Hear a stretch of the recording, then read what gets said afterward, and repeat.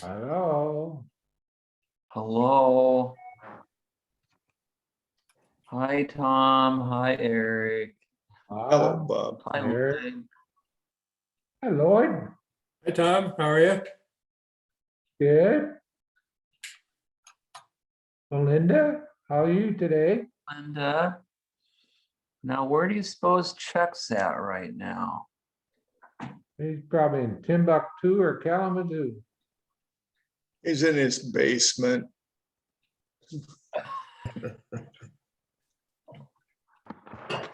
Well, that's his model train station in his Yeah, basement. he's muted. You're muted, Chuck. That's Vigilant Hose Company number 6 in Emmitsburg, Maryland. My back. Okay, so Chuck's in Maryland. Yeah, he invested in a green screen.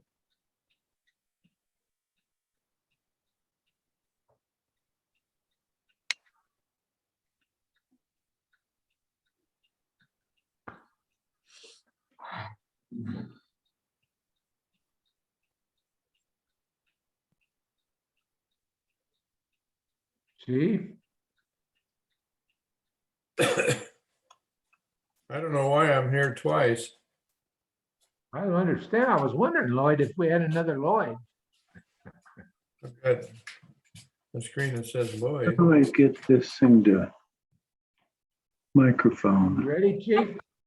Where's Ross? Can you hear me? Right there. She's gonna be there in a minute. Roz has turned into some flowers. Oh, there she's There appeared. she is. Okay, if everybody's ready, we'll start. We'll start the Klickitat County Fire District Commissioner 3 meeting for May 13th. It's Figure it 15:04. out. We're done with that.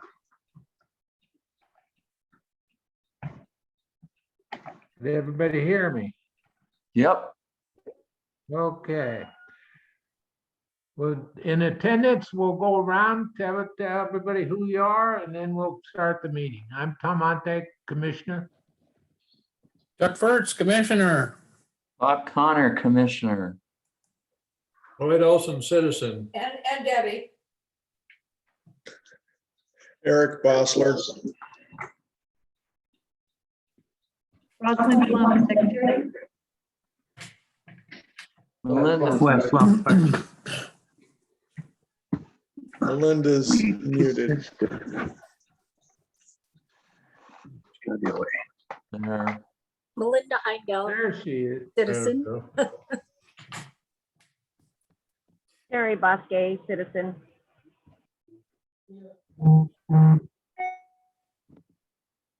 Who is T? That T is there. Who's that? Lloyd, I would assume. I don't know why we're on there twice. But Am I still there twice? yeah, I can't say anymore. T is probably Timmy Keene. Timmy, is that you? Yeah, she goes by T. I know. Not responding. You're is muted. she if- talking? Timmy, you're muted. We can't hear you. Well, we'll get me started and we'll have to go back and catch up with her. In this meeting, we'll allow time at the end for a discussion, so please keep track of your comments and your questions, and we'll have a discussion period at the end.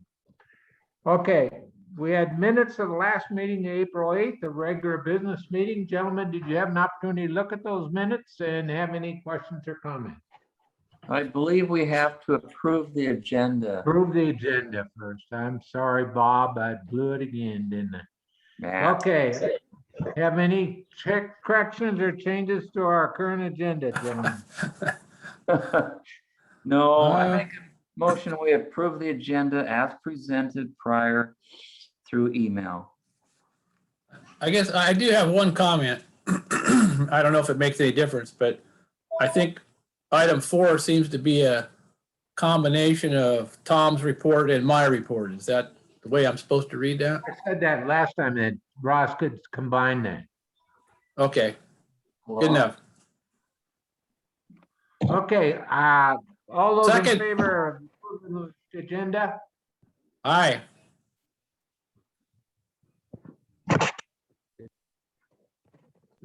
Bob left I us. didn't hear it. You're. Bob's still with us?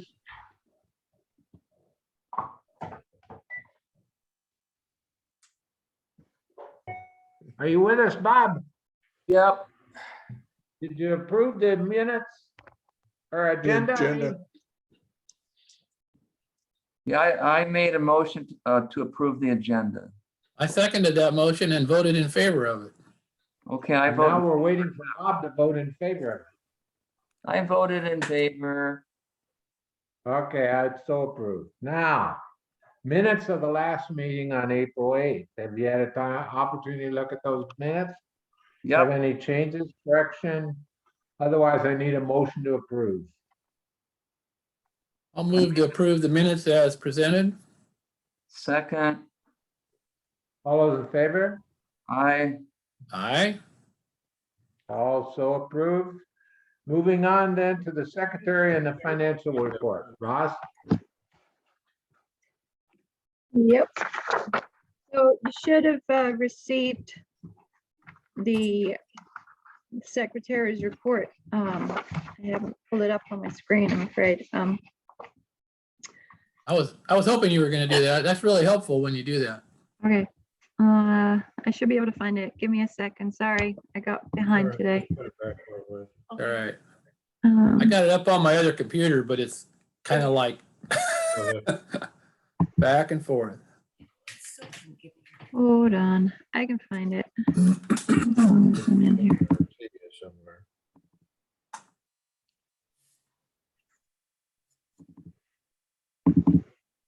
It's all right.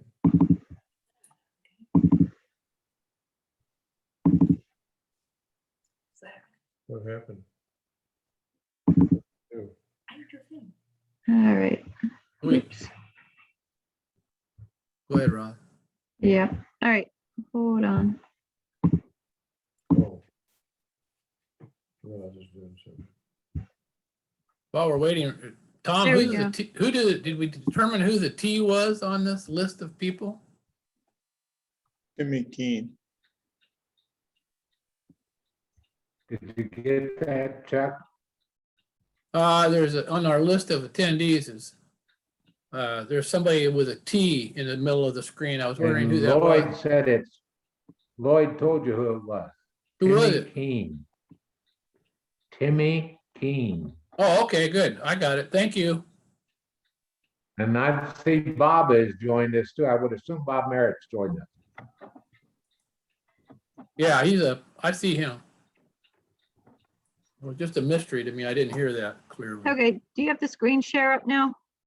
yep, Yep, Okay. go for So there's my secretary's report.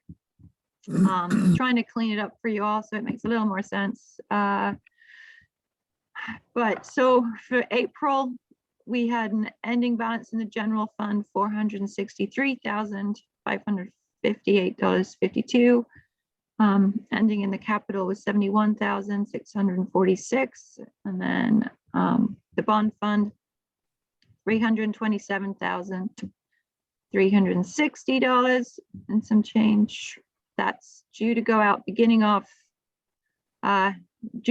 June. So the end of May, we'll start seeing movement in this fund. That's the county treasurer deals with all of that. So, and then the two investments that we have going from the general fund, 529,536 invested, and the capital funds are still invested at 2,430,000. And the general fund, you've got our budget, operating budget, 489,403.55. If that 22% has been spent this year.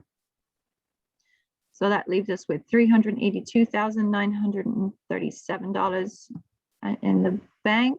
And then just because that's the added, that comes out of the general fund. Additional expenditure under the general fund was the 23,893.56. That was for the radios, and we have been reimbursed for that whole project this year. And that spanned 2 years of expenditures out of that fund. So we are made whole on that one. So that gives total out of the general fund is 130,000. And then you should have received scripts from April 15th on. I think you had one yesterday too, on 5/20. Sorry. On the yesterday, yeah. Oh, for $2,723 on May 12th for approval. Okay, gentlemen, did you have an opportunity to look at the expenditure scripts? And I need a motion to approve those. Yes, I did look at those. And Bob, do you want to make the motion or would you like me to do it? Make a motion that we pay the scripts as presented for approval. I'll second that motion. All those in favor? Aye. Aye, so approved. Okay, Ross, go ahead. Okay. Then similar on the capital fund, just got I think there was 3. I honestly, I don't remember if Jennifer sent one out yesterday. I don't think there was one for capital yesterday. But that's again capital expenditures since April.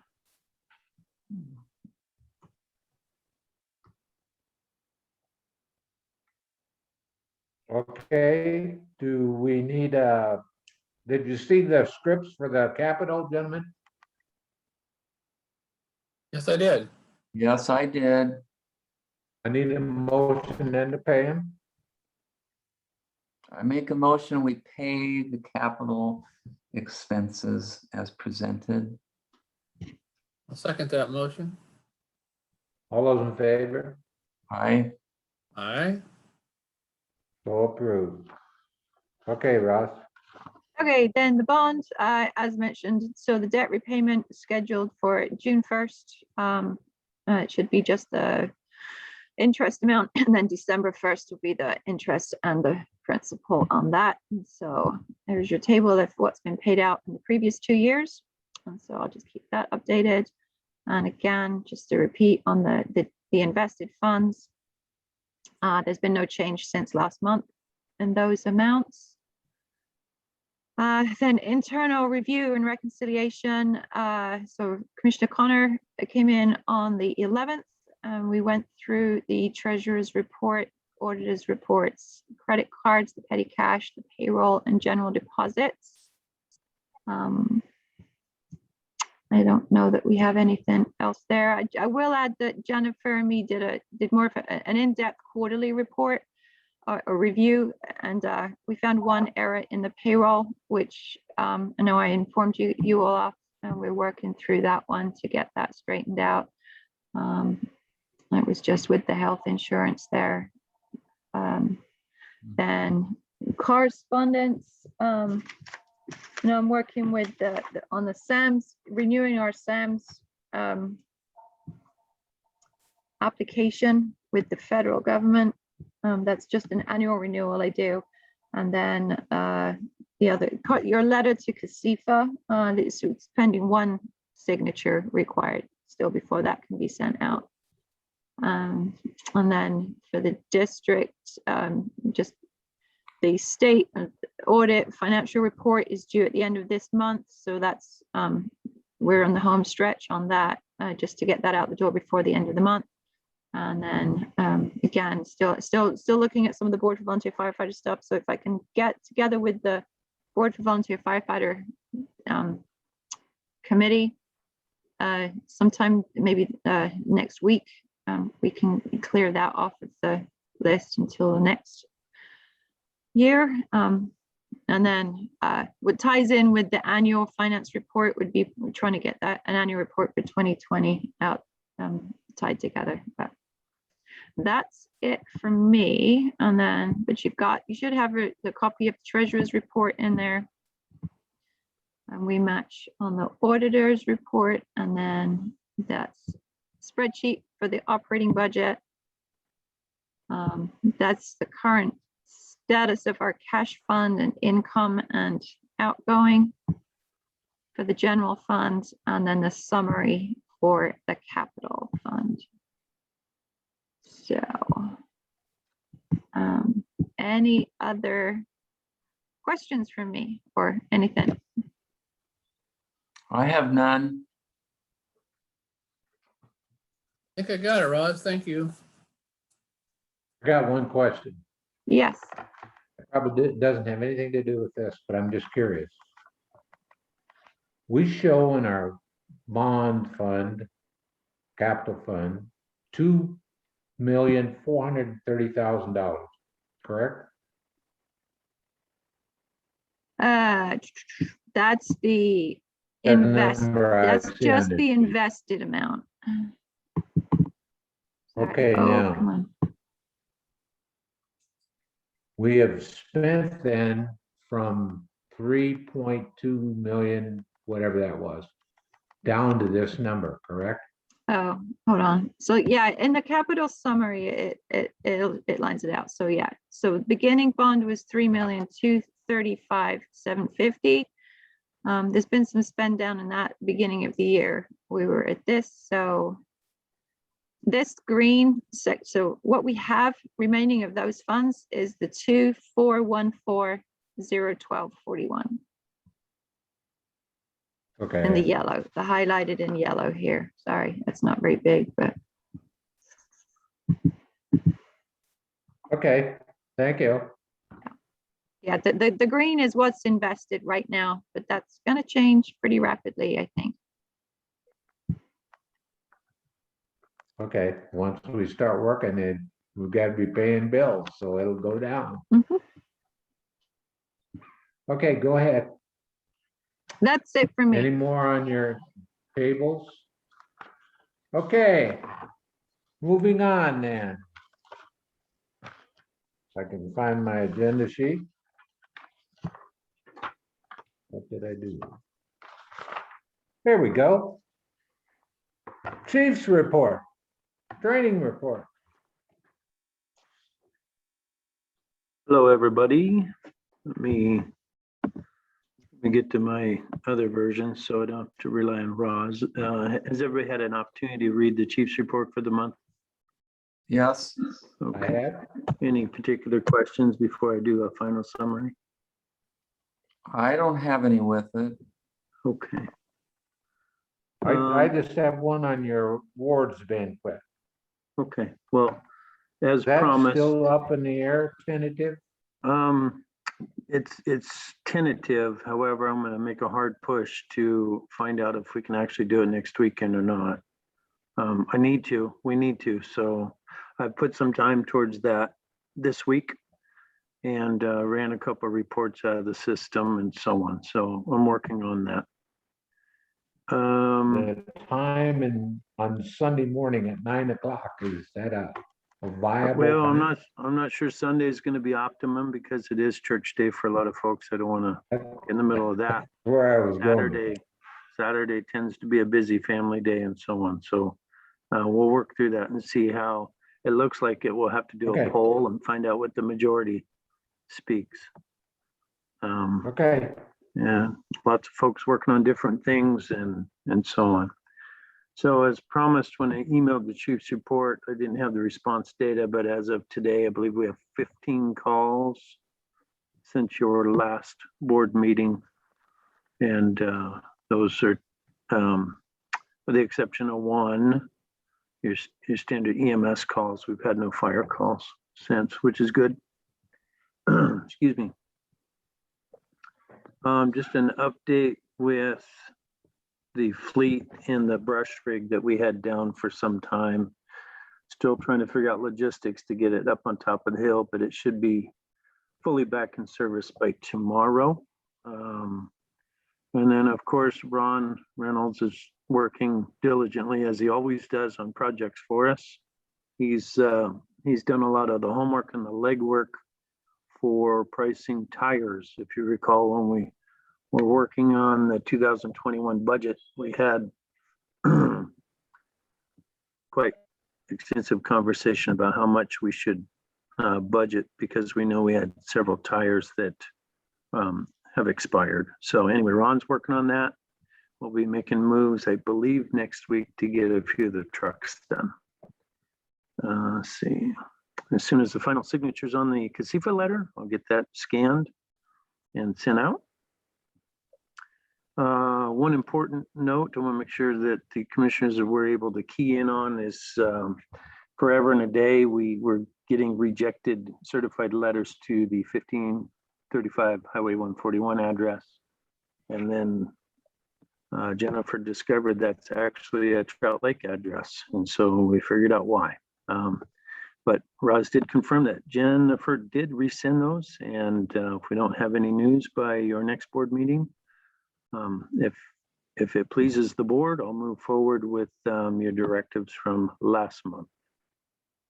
And training, Fire District 3 took two, excuse me, let me pronounce that correctly, 2 Tuesdays to focus on work party for Station 32. And they went through, the folks went through, and we sorted garbage and inventory assets. And if you haven't been in the building and you walk in there today, there's only a few items left. So they've prepared for construction with the anticipation of us. We were thinking it was this week, but Bob will have some updates on that. But anyway, the station is cleared out, just got a few more things. I finalized the plans for the trucks and so on. So that's good news. And let's see. I've had contact with some outside individuals regarding the under canvas project. And we're working on our insurance policy. I reviewed our district's insurance binder, and it'll be for the 2022 year, which I believe it's in August we pay that premium. It could be wrong. But we'll have to go through a significant reevaluation post construction to make sure our values are correct. But did do that. We'll moving forward that. We'll also be moving forward with that extra insurance policy that will be required to have, that the board approved for construction. We haven't done it yet because we haven't got the actual construction start date, which Bob Merritt is working on and was today. So we'll be getting that shortly. He may report out on that. Back to training. With those 2 Tuesdays, the folks did a lot of work. And then this last Tuesday started with white salmon, joint training again. And the topic is EVIP, emergency driving training, which will go today, or excuse me, this week, went this week, Tuesday. Second round will be next week. We'll figure out a road course driver testing site. And then after that, we'll be moving into progressive hose lays and wildland fire attack for training. And I have S300 course coming up in May. Actually, it's next week. And that's for moving up into the incident command task book for type 3 incident commander. Any questions? Any questions for the chief? No, Okay, moving on then to ongoing business personnel. It says training captain. Do we have any activity there, either chief or Ross? My update on that was I reached out to Chief Hunsaker this week to find out where that interlocal agreement update was at. And it's in the hands of the city manager, is that right? City manager? Yeah, and the mayor. So feel free to follow up as you see fit on that. We do have one other Okay, thank you. opportunity kind of in the mix with one of our personnel that I'm working through, and we're not at a point where we can elaborate on what those ideas are. It's not a secret. I just don't want to be presumptuous on our part when that person may not be in a position to do what his vision is. Okay. Policies, public records revision in progress. Any comment, Ross? Yeah, that's still a work in progress. Sorry. We have problem. existing policy. It's just, it needs a bit of updating and I haven't had much time for it. Sorry. Okay, moving on to the bond. Mr. Merritt, where did he go? There he is. Sir, Good afternoon. All is well. good afternoon. It's my report. All is well. Now, can I get the Good. screen? Can I, do I have a screen, Ross? All right, this is my best way to do it. So can everyone see that? Yep. Yes, All right. So let's talk about the report items that we've got going here. Number one, let's talk about the power line upgrade at Station 32. There's two pieces to this, and Chief, maybe you'd like to give the first piece.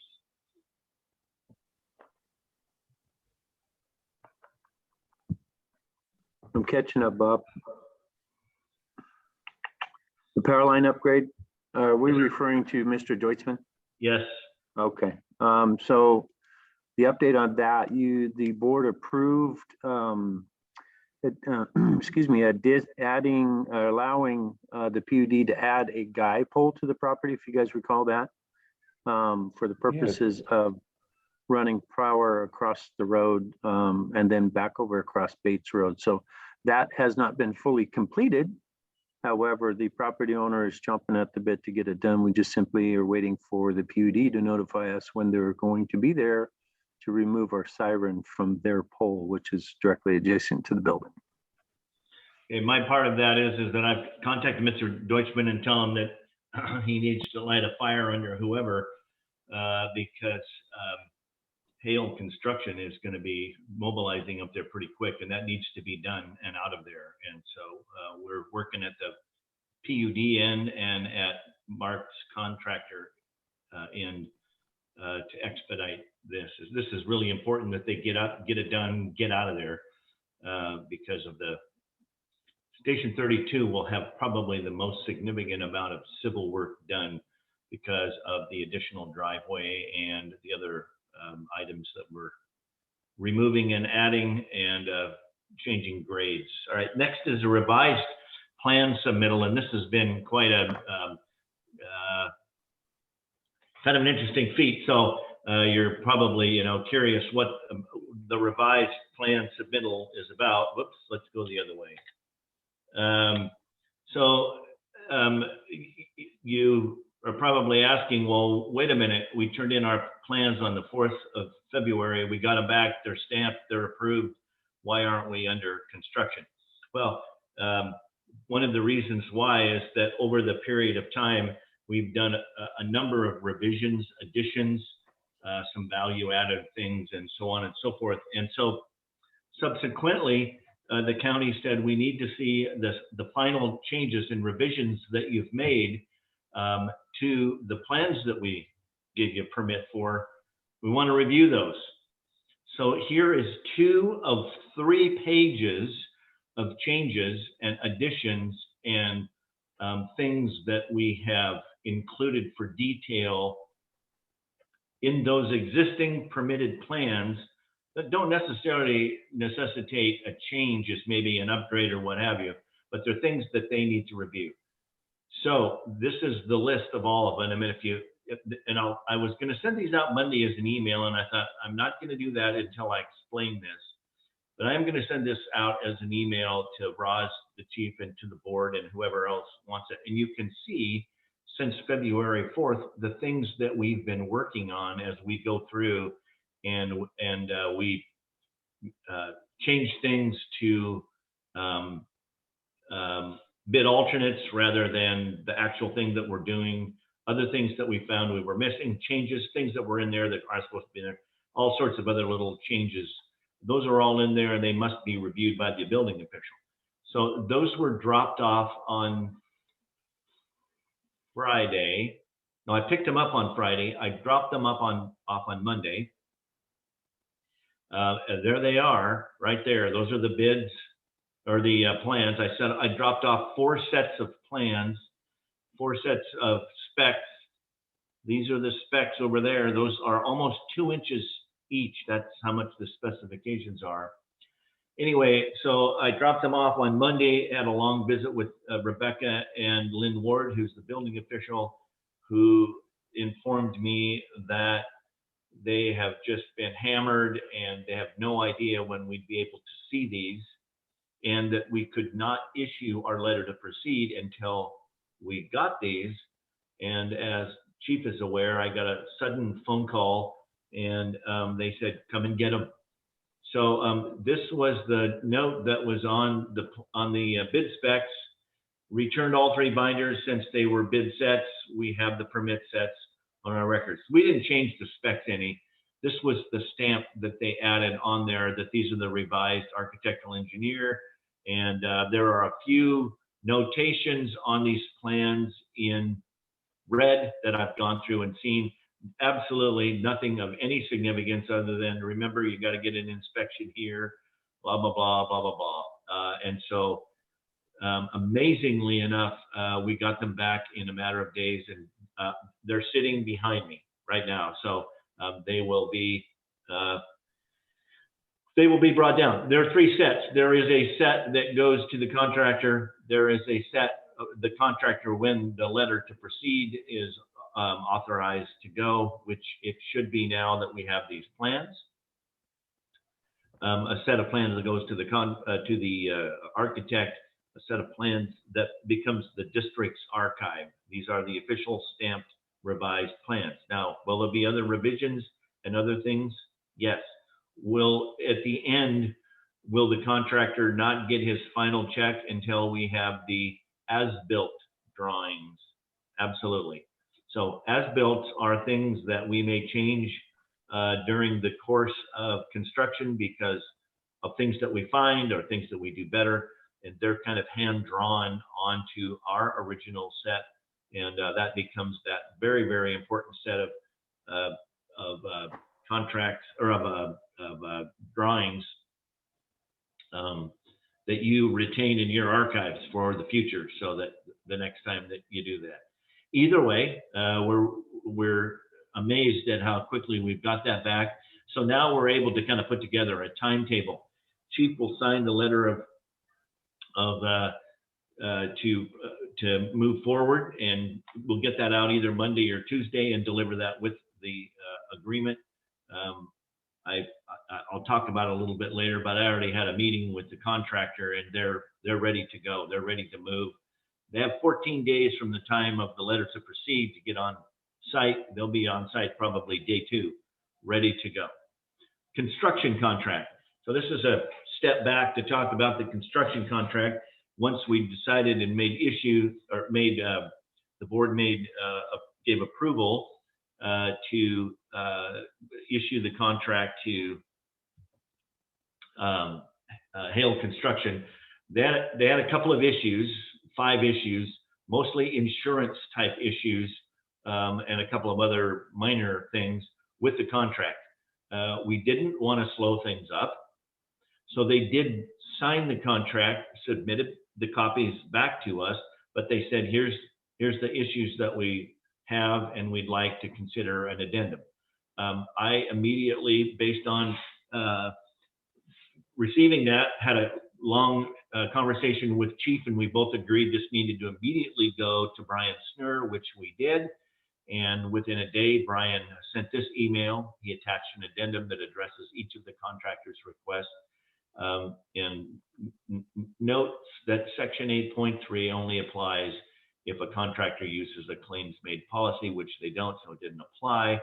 Having said that, within a couple of days, Brian provided an addendum to our contract, and between Chief and myself and Mr. Hale, we figured out the numbers other than one, which we're still waiting. Got the addendum to Mr. Hale. He already signed it, happy with it, fine, ready to go. This will be on your next board packet for you to put ink on it as a board, but this will not slow things up whatsoever. This just has to do with clarification of substantial completion, final completion, liquid damages, and a few other things like that. Any questions about the contract? So essentially, it's ready to go, and we're gonna do the letter to proceed on first part of next week. Yes, yes. The contract is signed, the addendum on his side is signed. We just are waiting for a number from Endurus for us to fill in there on the building risk insurance. Chief has already pointed out that we're ready to make a phone call and pick up that additional rider on the insurance so that we're ready to go at the time that they show up, which is both liability, theft, and all sorts of other kinds of things. So really, there are no blockades to us moving this thing forward. We really didn't want to or feel we were authorized to move forward with a letter to proceed and get that time clock going until we had the revised signed stamped plans and specs back from the building official, and that we had this signed addendum. We have them both. And so this is really late news. I mean, this is kind of breaking news. So Chief Long is ready to issue that letter to proceed, of which we will hand deliver along with these signed construction plans that we have that have been approved by the county. Any other questions about that? Nope, move on. Okay, I'm gonna do, if you have any caffeine nearby, you may want this. Is kind of a boring deal, but this is kind of an important little piece. And I need to have a little bit more lemonade before I talk anymore. Melinda can fall asleep because she knows all about this. So this is a important piece that the board and Chief and Roz needs to understand, and it's called submittals. So I asked about submittals. So you would think that, why do I do that? You would think that we're done with the architect and the engineers to some degree, and that really isn't true. You need to remember that these are their plans, these are their stamps that we're operating under, and to some degree, they have the authority to say, I'm not comfortable with that, and I won't make those changes, or I won't delete those things because my engineer stamp is on those plans. Does that make sense? Yes. Okay, good. So how do we make changes? It's called submittals. So I asked Jeff to explain to the board what submittals are, because they do have somewhat of an impact. Now, there's a difference in a submittal between somebody reviewing something and an engineer having to redraw something, which we really don't want to do. We just want some reviews. So here, I'm going to take the time to read this simply because it really kind of lays this whole concept out for us. So the question of transitioning to boots on the ground, and here's what the submittal process through the construction will go. There are a number of genres of submittals to the design team. So the design team is the architect and the engineer during construction. And generally speaking, the basis of why they are submitted on is that the legal responsibility of masterminding the project falls on him and my engineers. That's stamp. Thus, the contractor and subs customarily submit a lot of items for review because for the most part, they're simply tasked with the execution rather than re-engineering of the project. There will certainly be items that are finessed with the contractor's help, and we're already going down that path. Hey, we can do this better. Hey, we can do this cheaper. How about if we do this? And that's all well and good, but we can't make those decisions in the field if they're significant enough that the architect and the engineers need to say, I want to review that. Okay, so here's your first, value engineering. We're going to talk about this a little later. We've had some value engineering things already. We're still moving on those. So I'm going to talk about them a little bit later. The bottom line is the bottom line. Bottom line is, after review and approval of whatever comes to the surface in these value engineering things, which I'll talk about more in detail, those are contractually processed as a deductive change order crediting the owner under the owner contractor agreement. So when we talk about value engineering submittals, and I'm going to talk about some specifics, all we're asking the contract or the engineer to do is say, hey, we've got a better idea. We want to do this. Is this okay? And if he goes, yeah, that'll work, or yeah, that's up to code, stamp, bam, away we go. Deductive change order. Everybody got that one? Yes. Next, product submittals, shop drawings, deferred submittals. This is also an area where there may be some minor VE, value engineering, to be had. The contractor basically requests product substitution through submittal process. Here's an example. During our valued engineering, the contractor said, wow, your door schedule has some pretty expensive doors. Would you consider something else that meets code that's cheaper? Okay, and that gets submitted as a submittal to the architect, and he looks at it and said, yeah, that'll work. Or if he has to maybe ask an engineer or whatever the case may be. But these have to do with products. Can we use this product rather than that product? This paint rather than that paint? This sealer rather than that sealer? This whatever rather than that? And that may require some review, so there's comfortableness, so that we can do things more effectively and also more efficiently and cost effectively. The other thing that we might find as we go along is some of the products and shop drawings and submittals that we have, those products aren't available to us in a timely manner, which we may have to go do something else. We just can't do that unilaterally. Chief and I just can't say, yeah, go ahead, because it's not our stamp that's on them. So this is just one of the things that we've got to go through. So he says in the middle there, I normally see anywhere from 20 to 30 submittals through a project. Can I use this project? Pavement mix designs, concrete mix, electrical gear, plumbing gear, HVAC, and others are, like architectural, like paint data, drywall products, blah, blah, blah. Some of the product submittals will initiate decisions by you, the owner, such as paint colors and so on and so forth. So you will be involved with this to some degree. We'll try not to get you too much involved. Chief and I and Roz and Jen and whoever will do the majority of these, but these are normal part of construction that we're going to go through here. It's where we take a look at the spec book, which is the monster book that's behind me, that's 2 inches thick. And we might just find that things aren't available, things can't get here in a timely manner, or there may be a cheaper way to do things, but we can't make those decisions unilaterally without the involvement of the design team. That's just the bottom line. The other is request for information, and this is where the contractor presents questions to the design team, where for some reason there aren't as the drawings, things aren't as the drawings intended. We pull a wall off and it's like, oh, or circumstances have changed, like that isn't available anymore, or that's 18 months out or something, or whatever may cause the need for the contractor to formally submit a question for a formal response.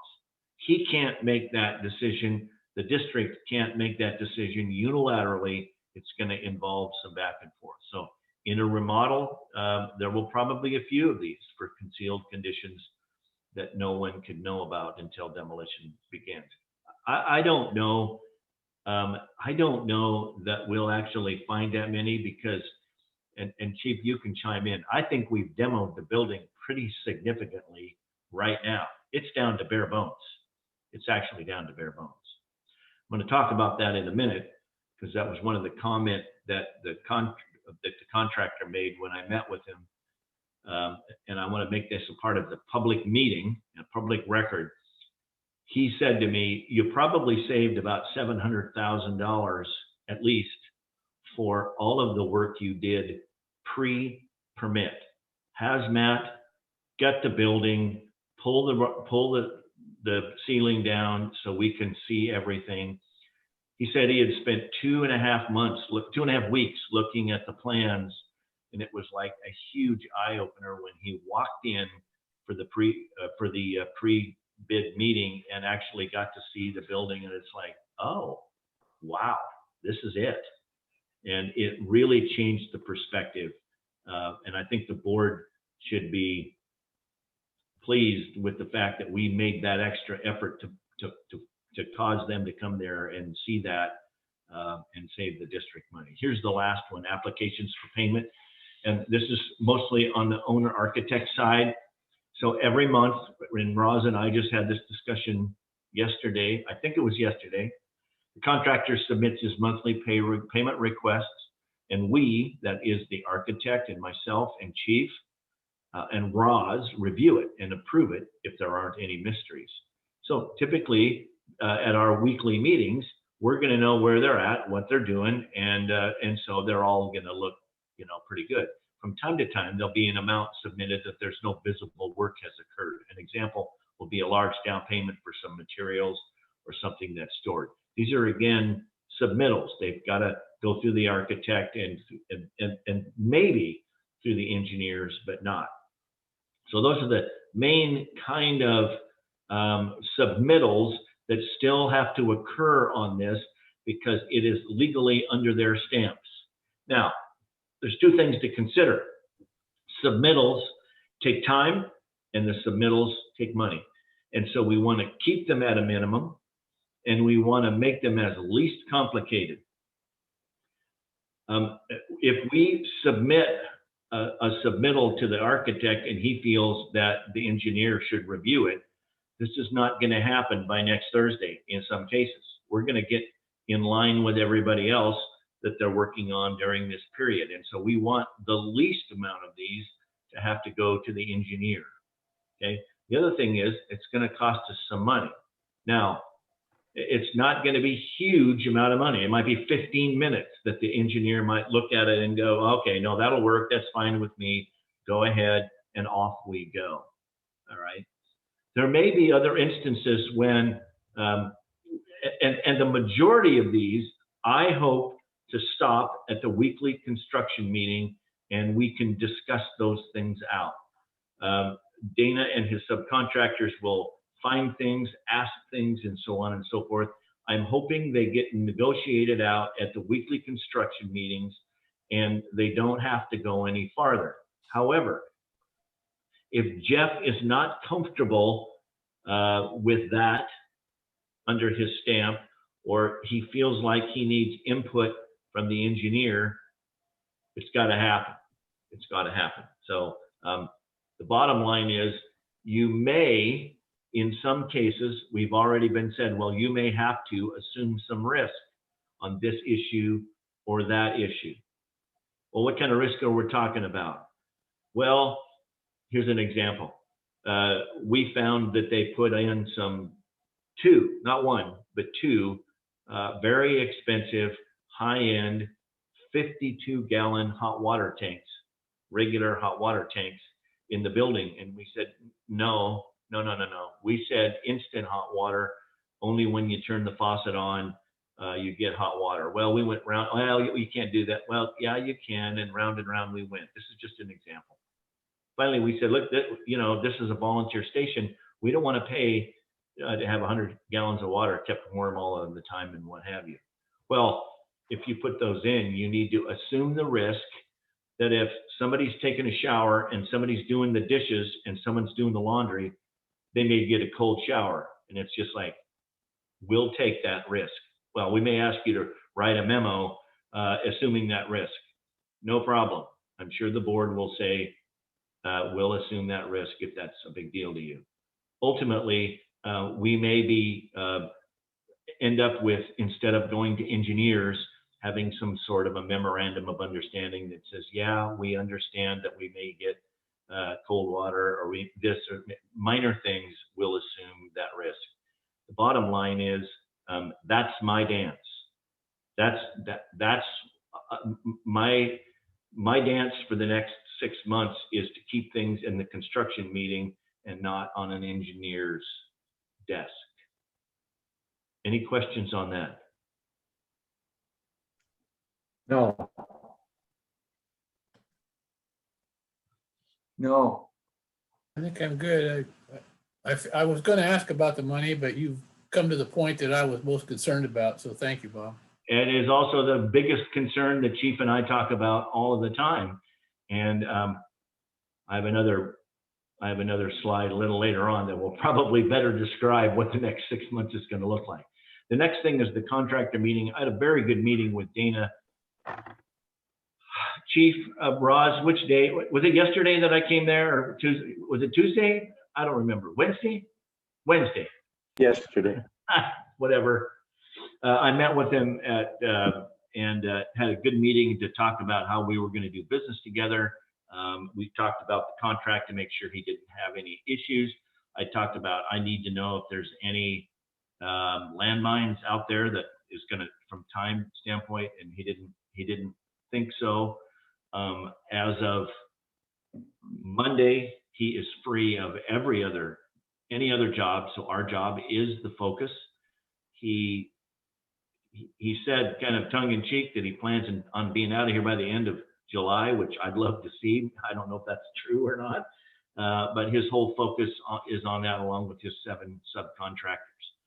He has signed contracts with all 7 of his subcontractors, and they have liquidated damages and times and stuff that match our contract. So everyone is in there. I was very impressed with him. I'm glad that he's a local, and he's good friends with the building official. And so that meeting went well. I was comfortable. I wanted for him to understand what my role was in this, and mostly it's to run interference and fill in the ruts before he gets to them, and to be the grease between him and the engineer, and to be a representative of the board. And anyway, so those were all points the chief and I had bulleted to make sure that he understood before he went.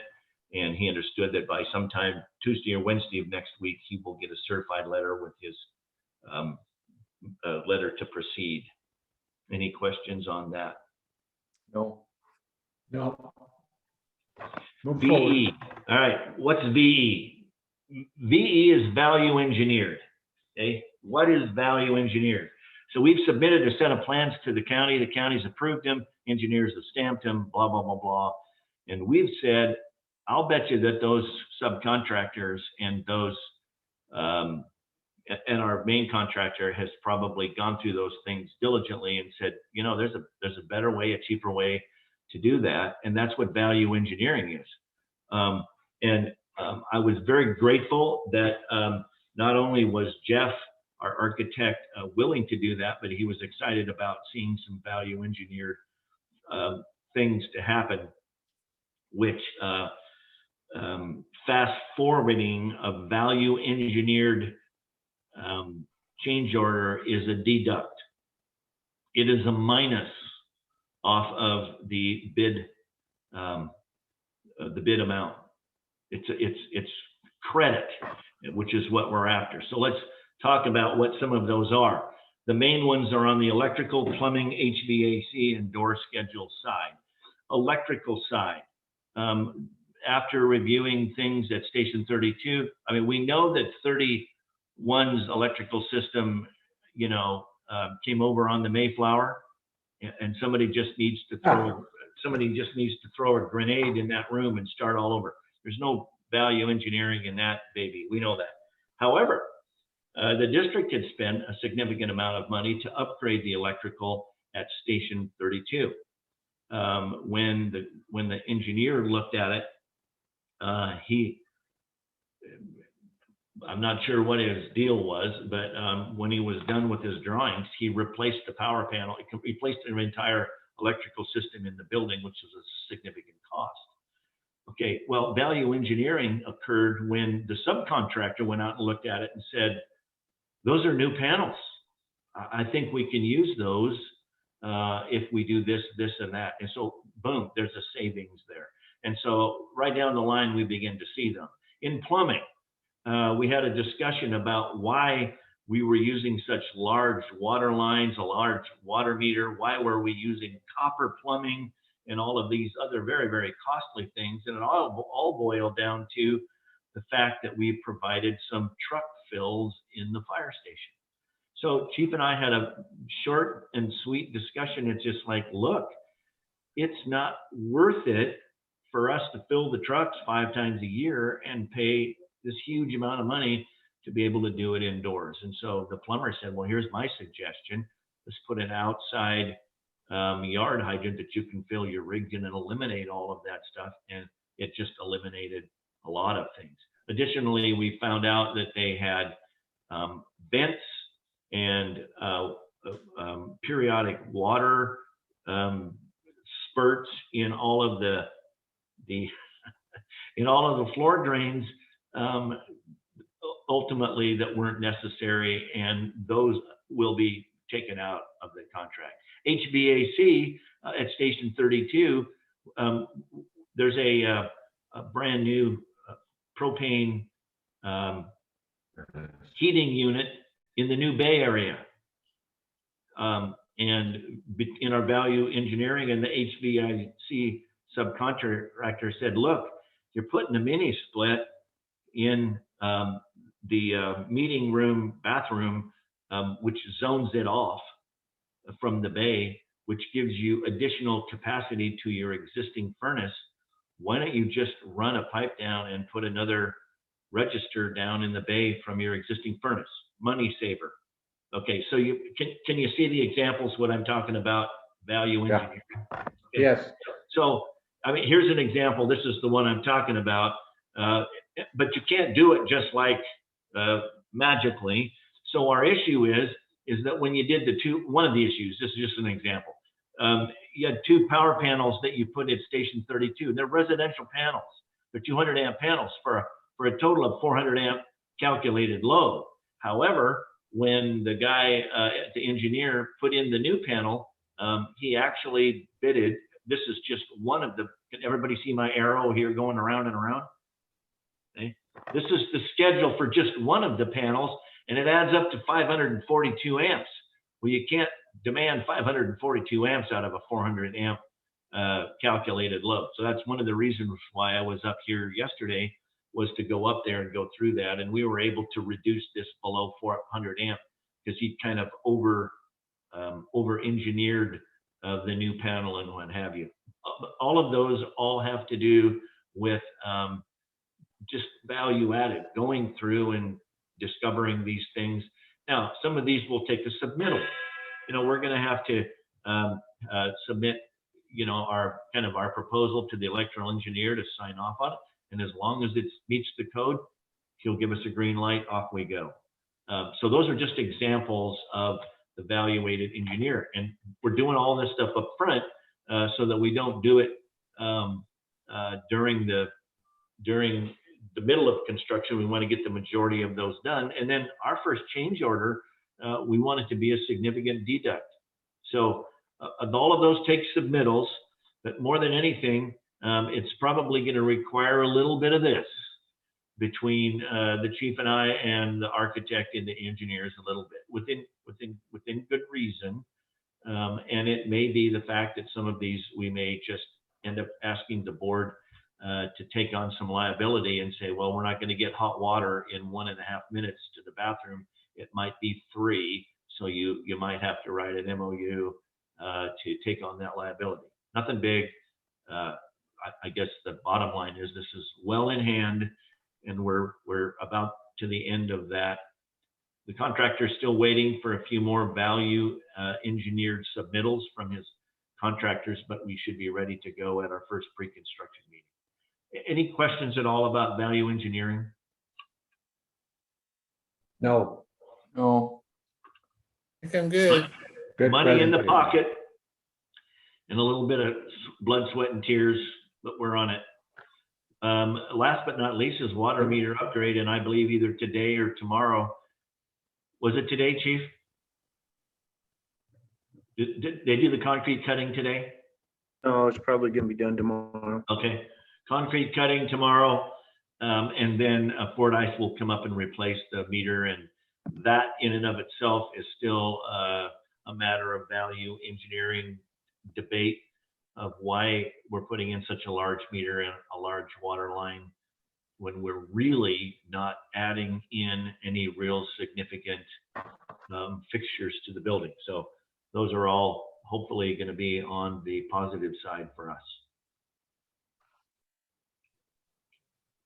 That is the end of my report, sir. Okay. Any questions, comments for Bob? I have guess none.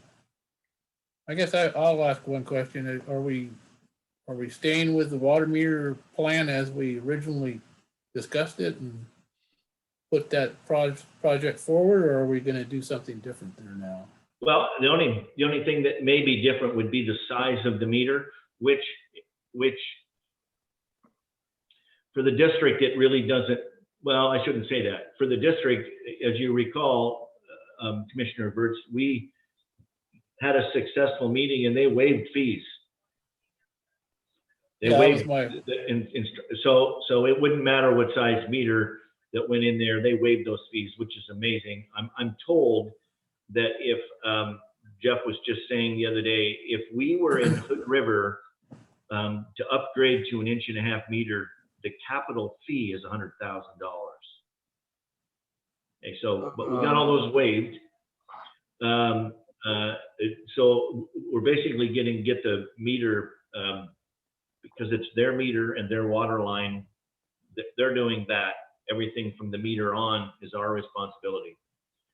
But the question is, whether do we really still need an 1.5 inch meter? We end up with a smaller meter. It doesn't make any difference on the upfront cost. It would make a difference on your monthly or quarterly fee that you pay to Fordyce if you were to downsize, then your monthly or whatever fee goes down. So if we put an inch meter in there rather than an 1.5 inch, if it calculates out that way, it would be a savings on a monthly basis. yeah, my recollection was that we were getting a pretty good deal there. We were getting smaller dimensional charges, and we were going to have a larger water meter. It seems foolish to go backwards on that. So I that's why I'm asking the question.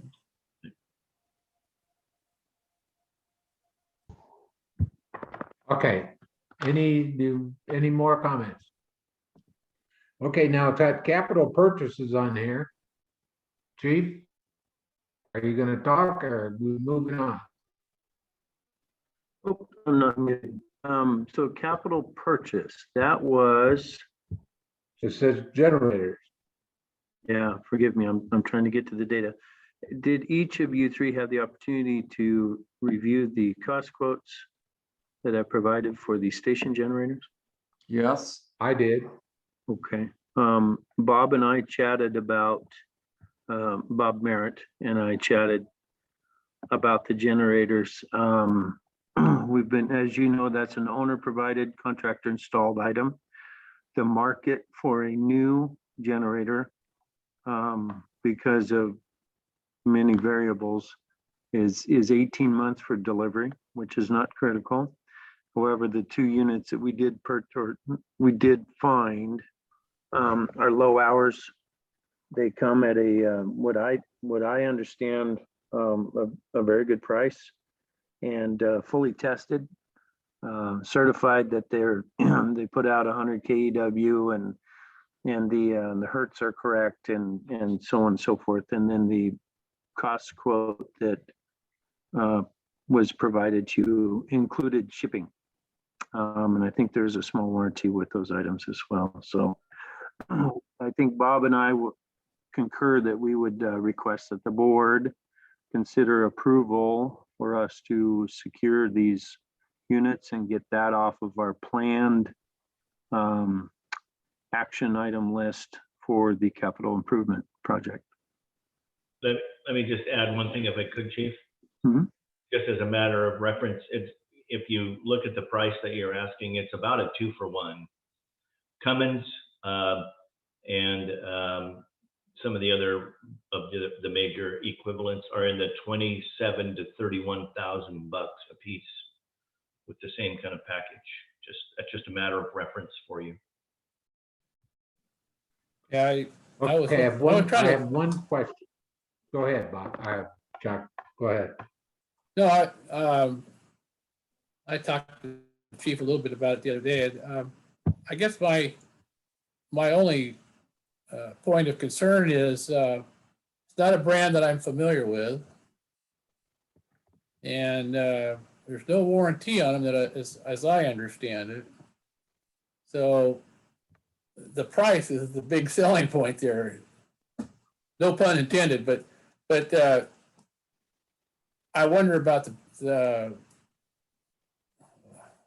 lifespan, usability, whatever that might be associated with that brand. I wish I had a little bit of information about that rather than kind of shooting in the dark here. Yeah, we're going on price here. It's a really good deal, but is it a really good deal? I guess that's what I'm trying to ferret out. I did contact a couple of electrical contractors yesterday, day before yesterday. Really haven't gotten any feedback from them yet, so I'm sort of shooting in the dark here like maybe everybody else is. I did go online and look at the brand, and it looks like it's a viable brand. One of the things that you need to be able to associate or disassociate with is we're talking two components to the generator. Number one is the controls. The controls are part of your contract. The controls will be installed in the building, and basically 3 or 4 conductors will be via conduit run out to the generator pad. So regardless of whatever brand that you put, it'll simply drop onto that fenced pad, and the 3 conductors will tie in, and that generator is going to send electricity in based on the controller, which is a whole separate thing that's already in your bid and will be installed in your electrical room. Just so if there's a compatibility issue, I looked into that already. So You're comfortable with the components and that make well, up the unit? the brains we're already paying for. The brains, the timer, the exerciser, the transfer switch, all of that is in our contract to be installed anyway. So really, whether you drove up with a portable generator or you put another generator, it all basically works the same way. You plug it in and it sends power in when it's told to. So, and I did a little bit of research on them, and I thought 500 hours. I was trying to understand, well, they got about 500 hours. What does that mean? And generally, we're looking really, in terms of any concerns you might have, you'd be in the thousands of hours before you would look at some significant wear and tear. Yeah, I agree with that. I didn't think 500 hours was anything worth worrying about. That's probably just That's less than I have on my lawnmower. yeah. I figure that's just the monthly running of the units to keep them operational and batteries charged and so on. Exactly. That also includes heaters. There's a heater element to it and a battery charger element to it for them as well. That's all in our contract for those things. So there is for lack of a better word, a battery tender unit that's built into the unit. And there's actually a circuit in the power panel for the generator heater and block heater, and a circuit for the battery tender for the battery that actually starts it out there, because that has been an issue. Yeah, Tom and I were talking about generators once upon a time, and I remember him saying he had to replace the battery in his because it was non-functional after several years of sitting there. So that thought occurred to me with regard to our own situation here. So keep in mind that any product that we end up purchasing will go into, in essence, our fleet maintenance program. So they'll be serviced routinely I would anticipate for 2 generators, annual service on them, $400 to $500. Every few years, we would have to look at batteries. That's just normal for anything. So, there's some ongoing costs with them, but it's not huge. And I think I've done pretty good with our current fleet, with compared to how much we budget and how much we actually have to do. So we have room there, not a plethora of dollars, but that budget line item has not been squeezed tight. Yeah, I'm So, not worried about the ongoing maintenance aspects of things. I just was thinking about the battery maintenance as one Right. component of keeping them going. And so if you're comfortable with the brand, as I said, I don't really have any negative feedback. I don't have any positive feedback. I just have questions. And some of those have been answered just in this brief discussion.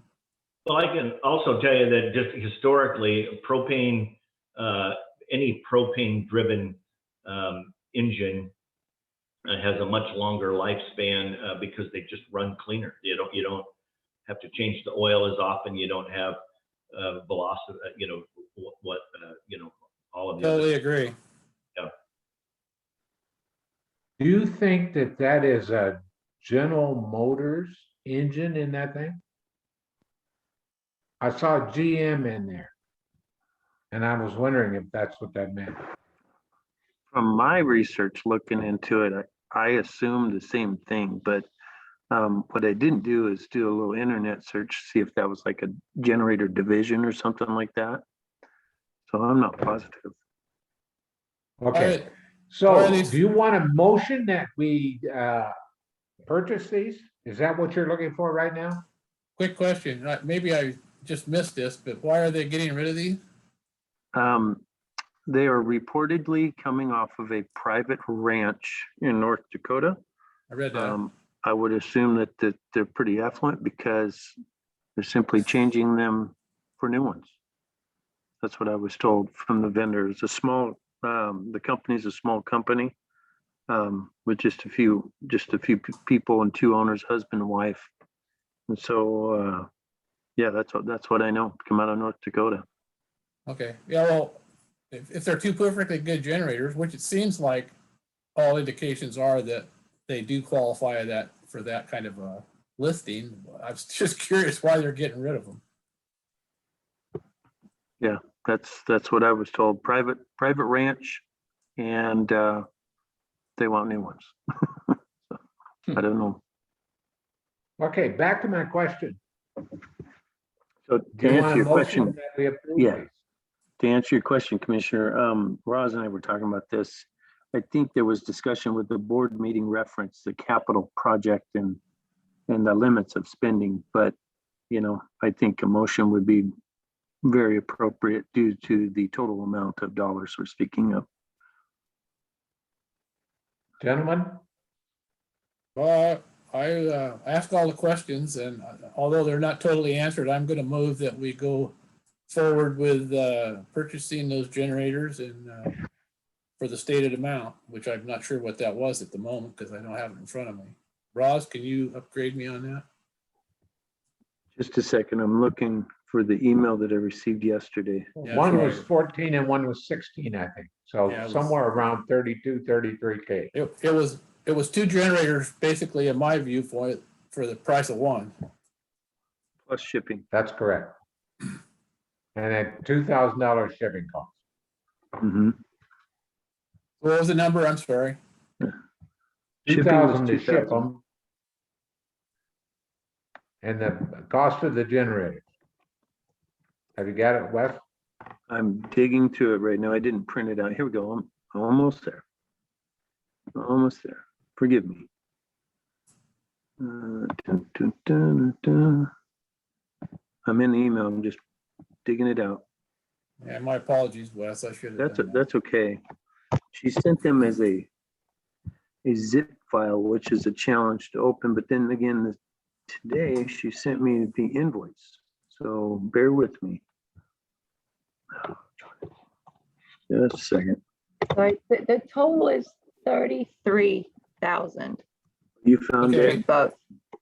So I'm gonna I'm gonna add to my motion that we approve the expenditure of up to $34,000 for the purchase of the 2 generators that we've been discussing here.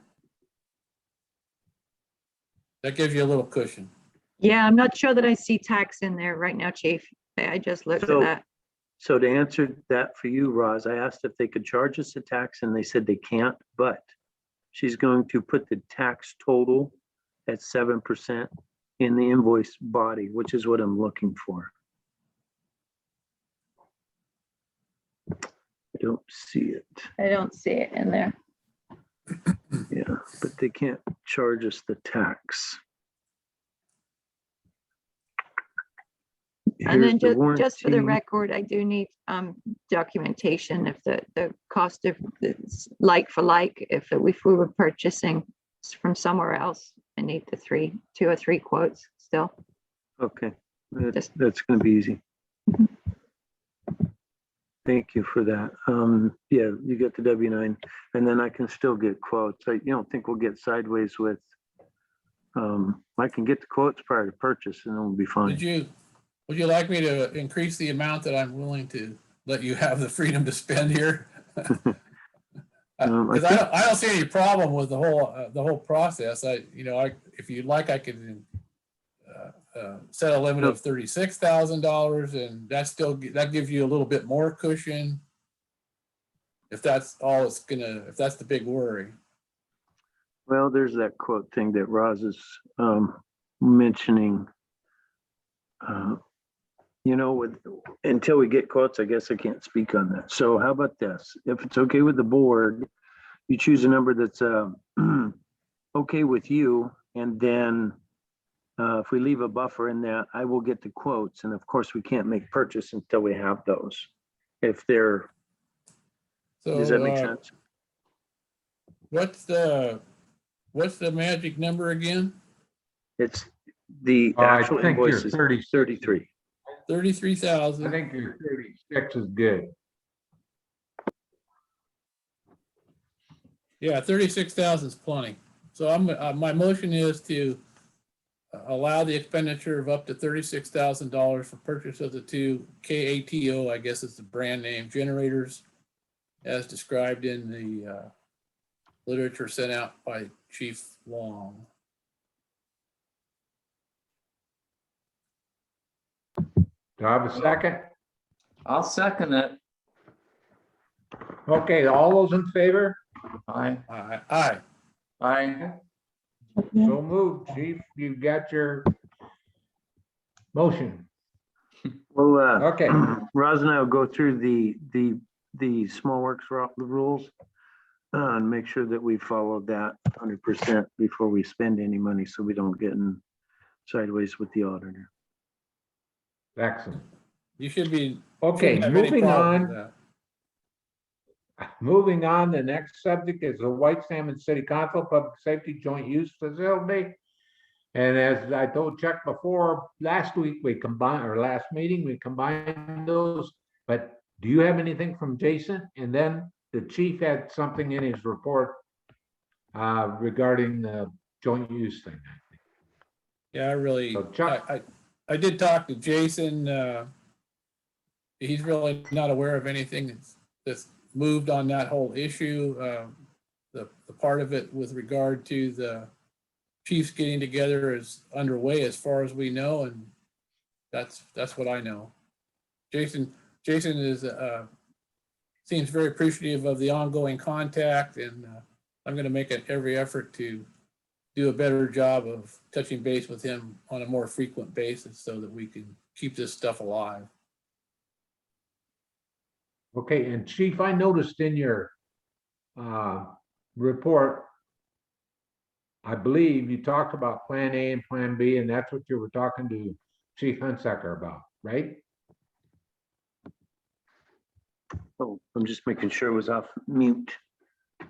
So if you recall, that Plan A, Plan B was the assignment given to Bill and I from that committee. Yes. The Correct. committee meeting that you guys attended. And so I left that in my chief's report as a notation that I've not received any feedback from that conversation. So my report to you is no feedback. Okay. Then that's where we are with this status on this, and we'll have to move forward and try to get some So- updates for next And meeting. I guess, I'm gonna just add this, you know, if we're gonna have a constant problem with feet dragging on the other side, then I want to be aware of it so that I can contact Jason and say, you know, we need to keep this alive. You and I agree on that, and maybe you could do something to keep this thing moving forward by contacting Chief Hunsaker or whatever is necessary. If we just let it go and go and go, it's not gonna go anywhere. We've got to keep on top of it. I think you're right, and I'm gonna have to do the same thing with the mayor. So we'll work that together. Sounds good. Okay. Next item on there is out of district billing. But I touched on that in my chief's report, just to give you folks an update. And I guess this is an opportunity to tell me if you approve of that plan. Jennifer resent certified letters through the Trout Lake address. Okay. I should have been on that, yes. I think that what we told you to do is to try to get it through this way. If we didn't, then we were going to turn it over to a collection agency, correct? That is correct. And I believe that was And Commissioner Connor. and in your report, you said you're waiting to see, give them another period of time here because the address stuff. And then we were going to go to the collection. And you were asking whether we still want to do that. And gentlemen, unless you've got something else there you want to change, I think we should direct to the chief to continue with that plan that we outlined in our last meeting. Sounds good to me, Tom. I'm fine with progressing the way we've been doing on it, as we've talked Okay, about. so that's your direction, chief, on that particular one. And if you need any more assistance, we'll talk about it at the next meeting. Okay, sounds good. Okay, new business. There's been some petitions to annex into the district more, or what? We received, I followed up on that today with the customer. So we've had two folks stop, I think, in the last week, inquiring about annexation, and one of them as a result of real estate closing issue. He needs to take care of up in the Lions Road area, I believe it was. Yeah. And then we had another gentleman stop by yesterday who discovered his parcel was not inside the fire district. And so that's the pending one that I put in my chief's report. So there's two. Potentially, there's one for sure that did submit the petition, the paperwork, and Jennifer has that. We'll get that moving forward. But if I may elaborate on one thing associated with annexations, if it's okay with you, Commissioner? Go for it. So I think it's important to note that we don't have the total numbers. And Roz and I discussed this briefly yesterday. But I recall when I was hired, one of the items that I needed to put on my radar was parcels and annexation. And Commissioner Virts, when he was the chief, worked hard when he couldn't had the opportunity to get parcels to annex. And for some weird reason, Klickitat County doesn't require parcels to automatically go into a particular fire district. So that said, in conjunction with all the work that Jennifer did with House Bill 2010, where we annexed those multiple parcels through that window of time from the legislature last year, that was the number. But in the last 5 years, I'm kind of curious of how many parcels we've been able to annex, not for generating revenue, but to clean up some of the issues we have with response should a structure fire occur on a non-paying parcel. So at least my uneducated observation is I think Roz has done a great job. I believe I've done a great job of getting Lloyd parcels and to Debbie, Lloyd and clean it up. Debbie. And Lloyd and Debbie, I'm so sorry. Thank you. 9 of them. Correct. And Lloyd and Debbie did a lot of work on that too. So I don't want to take any of that credit away. But so we're slowly doing that. And the benefit of annexing parcels collectively in the community is it gets rid of those pockets and it gets rid of some of the administrative confusion.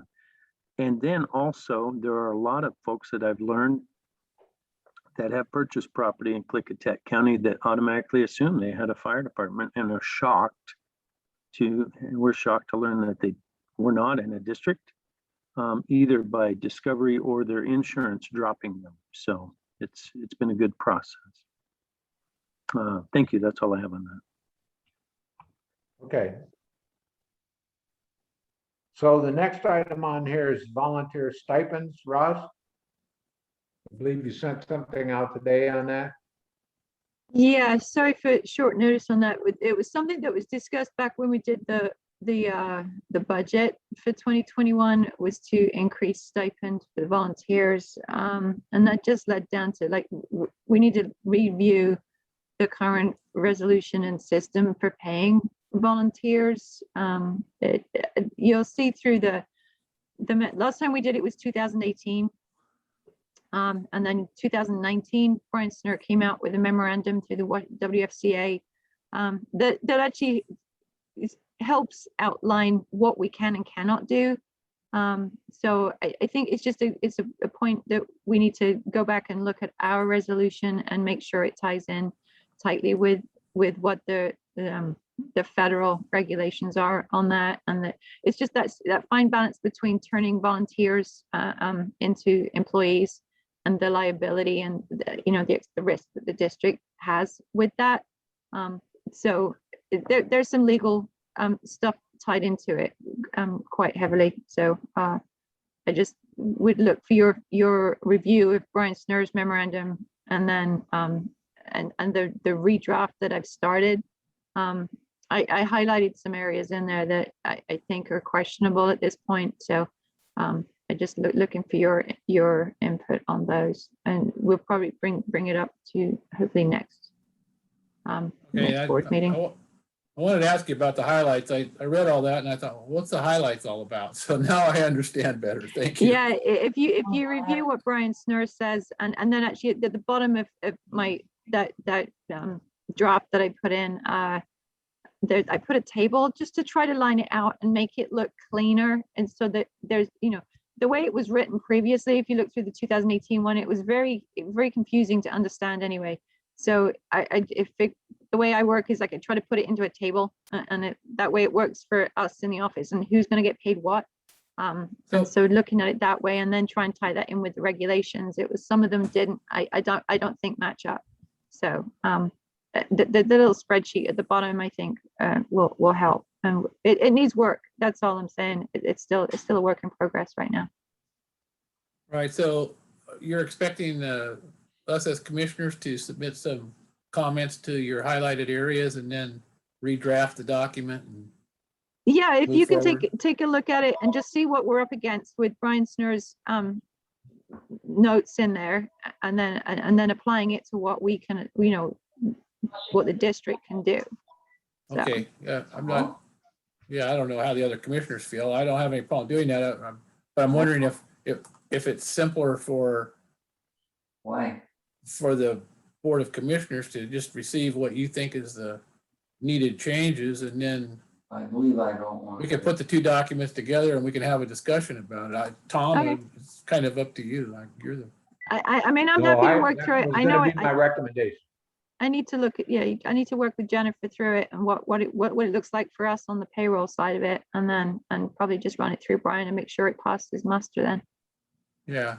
I didn't see a whole lot of change here. I just thought it was mostly, maybe some slight changes in the RCWs. Well, I if you just- could, yeah, if you look at actually, if you look at our last resolution and compare it to the one that, which I Yeah. gave you, and then the one that I actually drafted up, which, and Yeah. there's some changes. It reads a little better. But we'll Okay, keep working on it. That's all. all right, no problem. Okay, I'm I just- think that what we need to do is you work on it, you send us your things. If we look through it, we got any changes or suggestions, I should say, we'll forward those to you. And then in June, hopefully we're into a position where we can wrap it up. Okay. If I may make one Makes comment sense. on the topic. Yep, I just want to remind the board that when we were in budget planning and this topic came up, the board had the same sentiment we did, that the volunteer stipend hasn't been adjusted for some time. And the round number that we agreed during budget planning was to move from $8.50 to $10 per training per call. The confusion, Mariah's upset right now.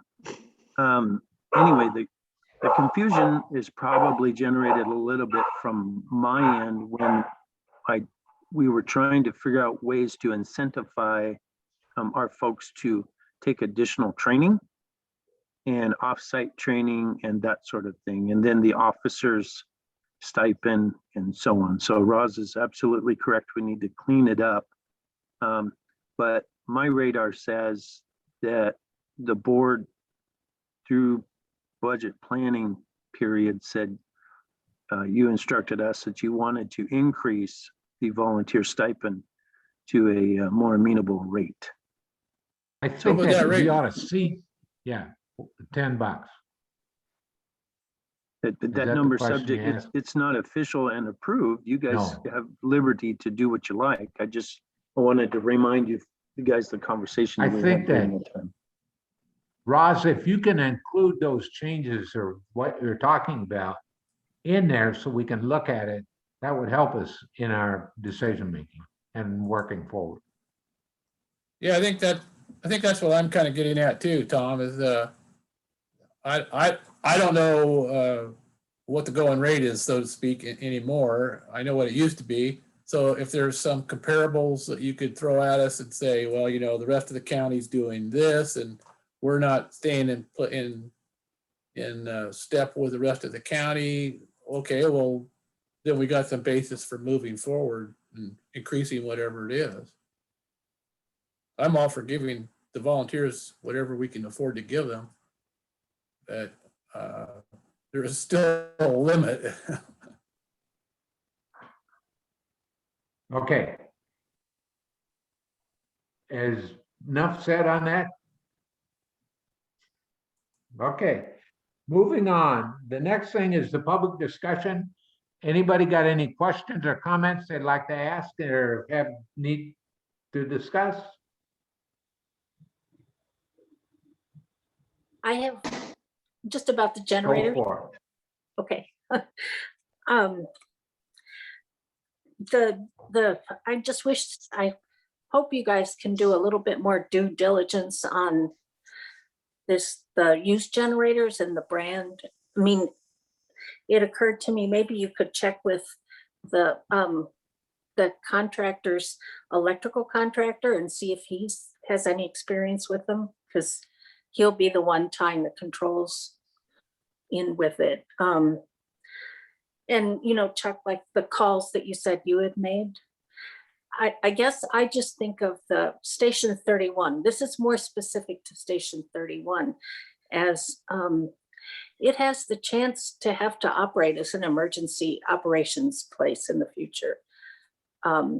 Just given wildland fire, et cetera. And I would just hate to have, it's the $30,000 is like 0.01% of $3 million, the bond amount, and to not have anything possibly have them fail when we need them to perform. I mean, it's just kind of one of those belt and suspenders things. But as a citizen, I just hope you'll make, just find out a little bit more about the brand and get some, just some electricians who are familiar with them. I'm not discounting your expertise, but just a little bit more on that before we go for buying used generators. Including kind of who's handling the resale, if they've been, if they're a reputable company, and it just seems that's all. Sounds to me like, if I could jump in here, it sounds to me like, Sure. Melinda, you and I are on the same page with that in terms of I've never heard of that brand. That doesn't mean anything. I'm not an electrical contractor, and so I don't really know. I think due diligence is a good idea in regard to those units before we actually spend the money. I'm on board with you in that regard. Thank you, Chuck. I just felt strongly about it when I first read about it, so. That's all. Okay, any more questions or comments? Well, I apologize for leaving the meeting. My early warning system was going off, namely the dog. So it's all, everything's fine. Hi, Okay. good afternoon, commissioners. This is Sherry Bosque, citizen, and your neighbor for the station 31. And I'd like to have a conversation today. It's my understanding, and please feel free to correct me if I'm mistaken, that our elected fire commissioners assume the duties and responsibilities to consider the public to whom they are giving protection and service to as a whole.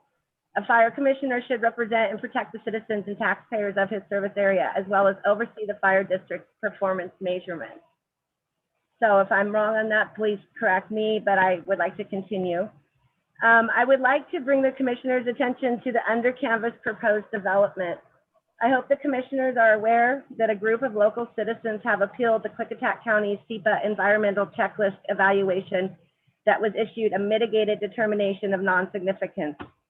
The SEPA appeal hearing will be June 17th, and the CUP hearing will be held June 18th by a hearings examiner.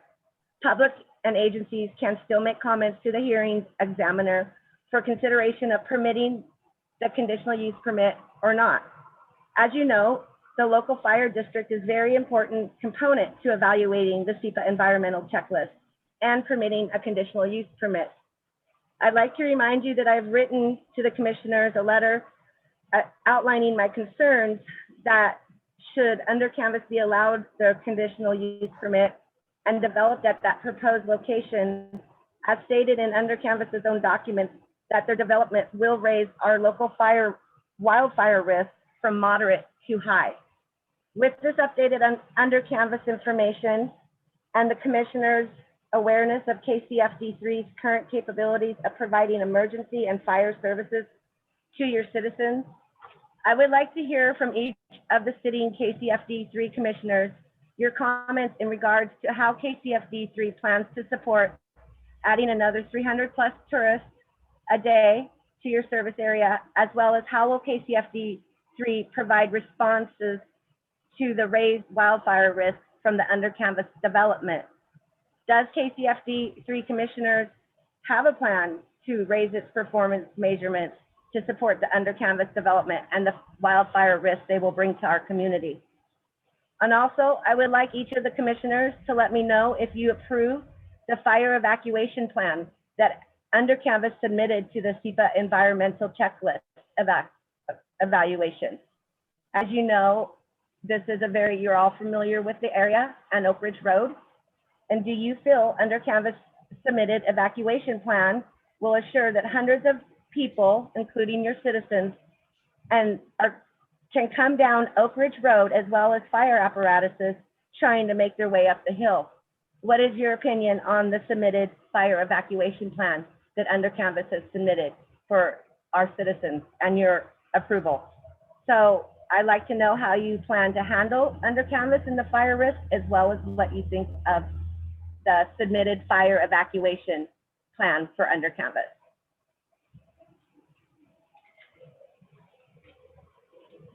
I think that as a commissioner.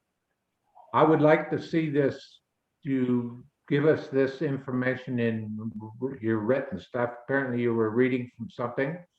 I'd like to have it submitted to us so that we have time to digest it and talk about it before we respond back to you. Okay, all right. So also then can I will submit that to you. That's no problem. And also, is it correct that Commissioner Connor submitted an opposition letter 2 times for the preliminary mitigation determination of non-significance and as well as the mitigated determination of non-significance? Is that the same Robert Connor that submitted the opposition letters for this project? I have not submitted any opposition letter in regards to this project.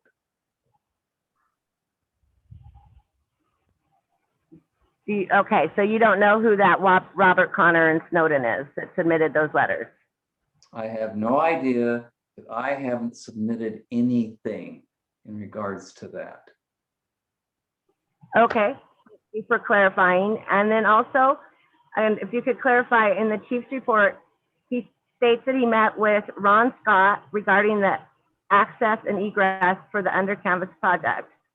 I read the chief's report and it also states, he states that the fire district does not have authority or jurisdiction regarding the permitting. My question is for KCFD3, why would Mr. Scott reach out to the local fire chief for his professional opinion if it is irrelevant to the design or the regulations of It's irrelevant.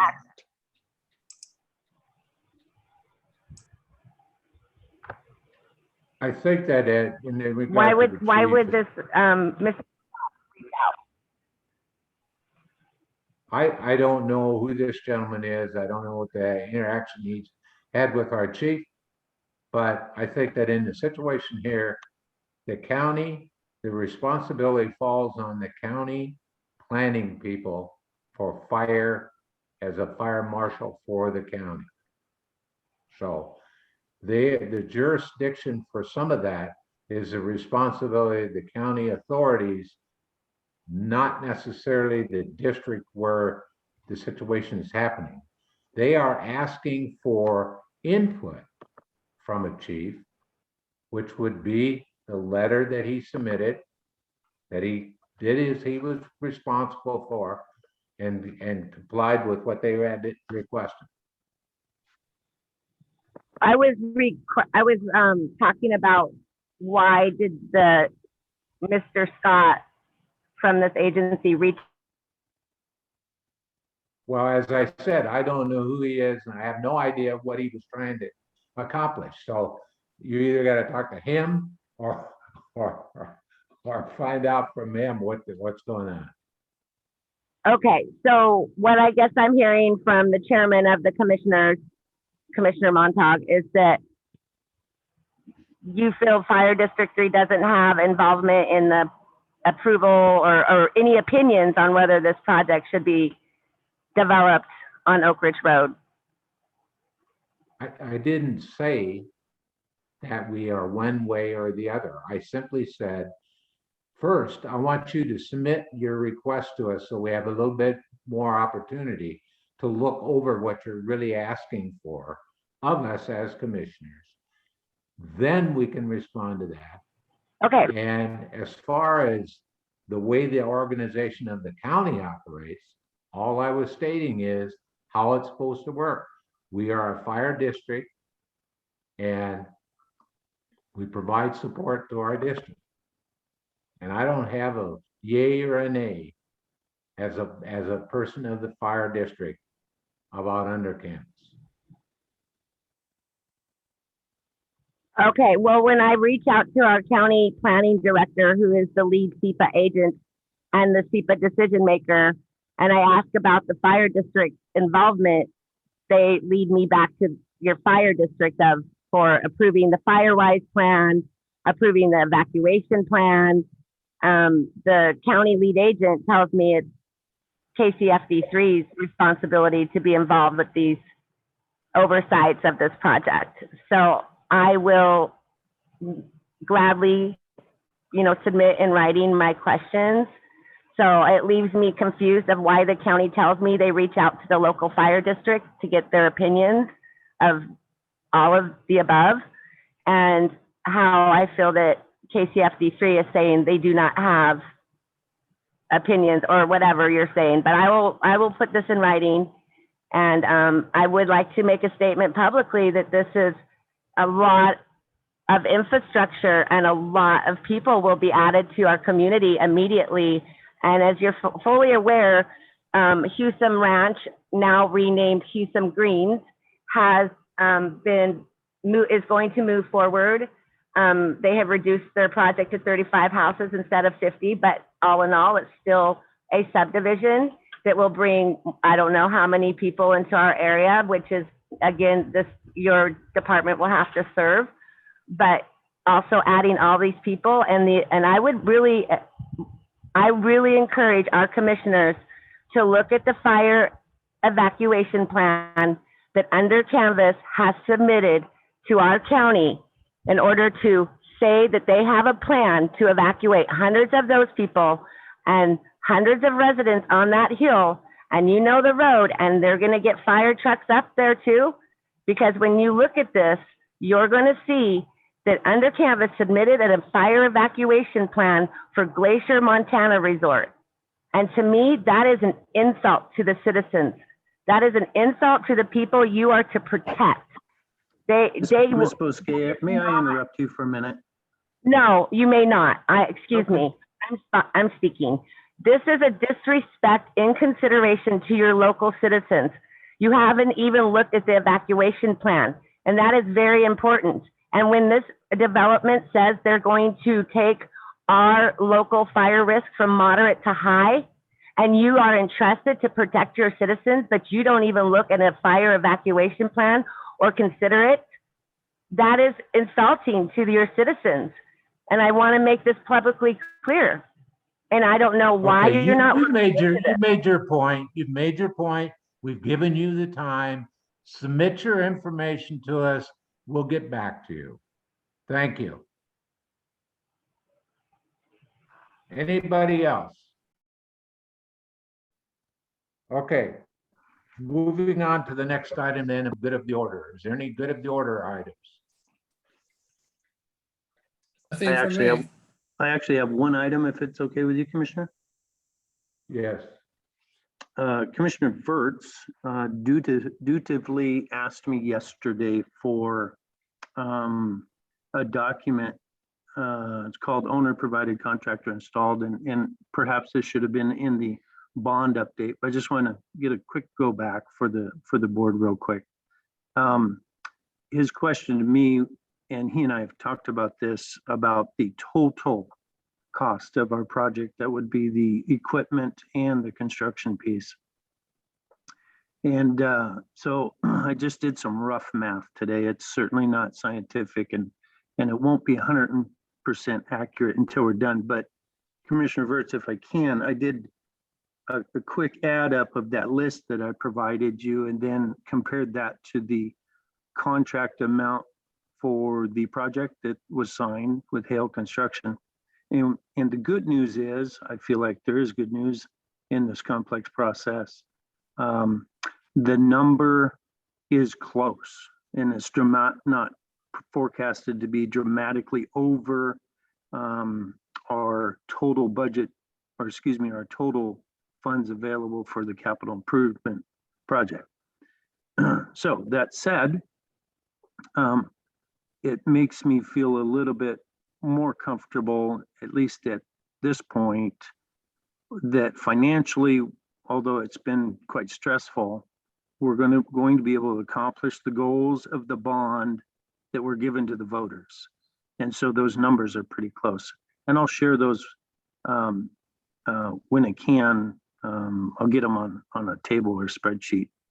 And again, they're just estimates at this point, but I feel like they're pretty close. So there's good news. I don't think that we're looking to this entire project, equipment and construction, as something where we're spending too much. It's a lot of money. It's stressful, but I think I we're doing appreciate you okay. taking time to do that. Thanks, I think thanks for we're doing doing that, okay. Chief. Mhm. I feel the same way. It's really close, but you know, when you get the final numbers, we'll know a little bit more, but in the meantime, I'm breathing a little easier. Well, the taxpayers expect us to spend that responsibly, and we've been trying that since day one, contrary to some belief. It's been a long process. We're not done yet. And if we're not careful, we can get sideways with it. But the responsible process we've taken, I think is good, sound, and just, and we'll be cutting that $3.2 million pretty close. And that's not bad news. I agree. Okay, any other good of the order? If not, our next meeting, regular meeting is June 10th at 1500 hours, 3 o'clock. And I entertain a motion to adjourn. I'll move to adjourn the current meeting. I'll second. All those in favor? Aye. Aye. So done. We will adjourn as of 16:52. Roz, do you need a Board of Volunteer Firefighters meeting real quick? No? No, I'll talk with everybody next week. Okay. Thank you, everybody. Until next month. You have some signatures you need out there, Roz? If so, I'll Yes. try to make a trip out. Mhm. Okay. Bye-bye. Okay, bye, everybody. Bye-bye.